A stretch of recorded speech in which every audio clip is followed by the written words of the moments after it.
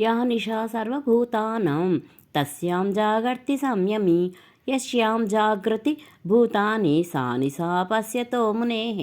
నిత్య జ్ఞాన స్వరూప పరమానంద ప్రాప్తియందు స్థితప్రజ్ఞుడైన యోగి మేల్కొనియుండును.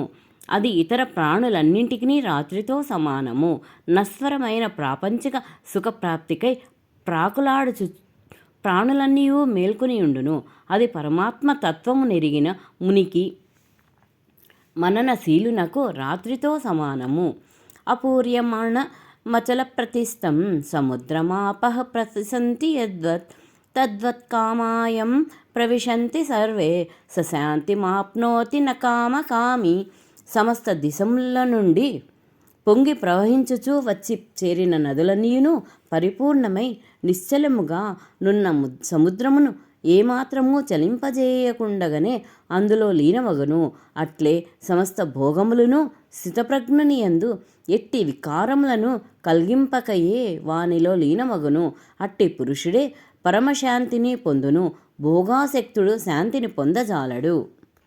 విహాయ కామాన్యః సర్వాన్ పుమాంశ్చరతి నిస్పృహః నిర్మమో నిరహంకారః సశాంతిమధిగచ్చతి.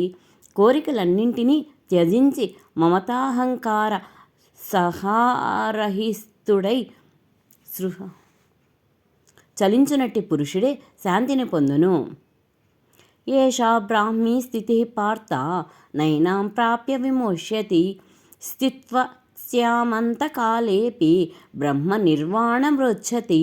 ఓ అర్జున, బ్రాహ్మీ స్థితి అనగా ఇదియే బ్రహ్మప్రాప్తి కలిగిన పురుషుని స్థితి.